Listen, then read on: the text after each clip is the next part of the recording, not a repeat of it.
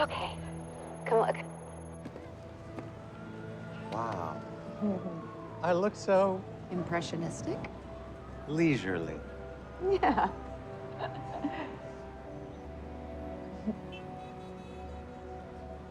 Give me your phone.